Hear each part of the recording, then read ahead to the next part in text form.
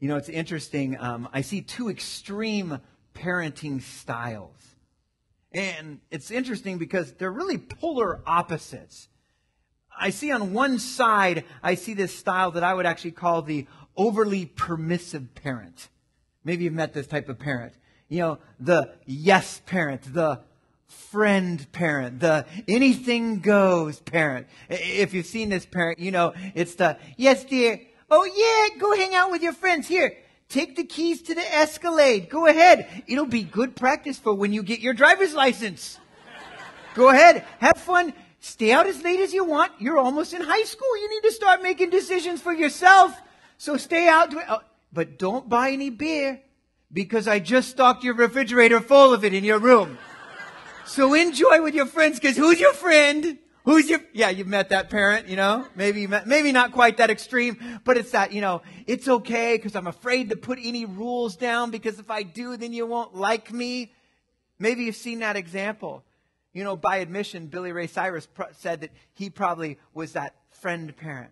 And as he looked at the way he raised Miley Cyrus, he kind of looks back in a little bit of regret. Because he says a bunch of his friends came up to him and said, hey, you know what? You got to be the parent. You can't always be the friend. And you actually will read interviews like the interview on GQ magazine. I remember where he said, I should have been a better parent. I should have said, enough is enough.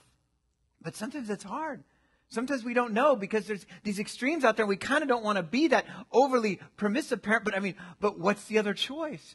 The other polar opposite extreme I see is the one that's way over here. And that would be what I call the Puritan parent, the authoritarian parent, the Nazi parent, the rules parent, the, you know, unswervingly, ruthlessly strict parent, right?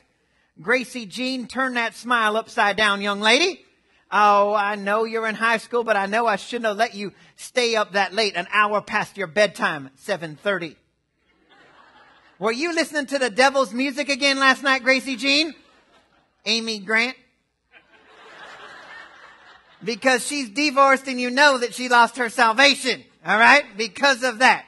And we don't, contemporary Christian oxymoron, if I've ever heard it. Chris Tomlin, more like Beelzebub Tomlin. The devil's drums and the devil's guitar. Gracie Jean, are you going to go outside of the house like that? Let's see how you dress to go to school. You're wearing your dress. I can see your ankles, Gracie Jean. What is this, the house of Jezebel? You're going to go outside like that? You know what boys think about when they see your ankles? Things we'll never talk about in this house. Gracie Jean, have you met that parent a little bit?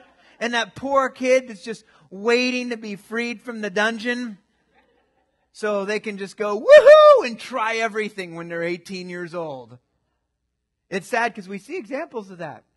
I think of poor little Katie Hudson.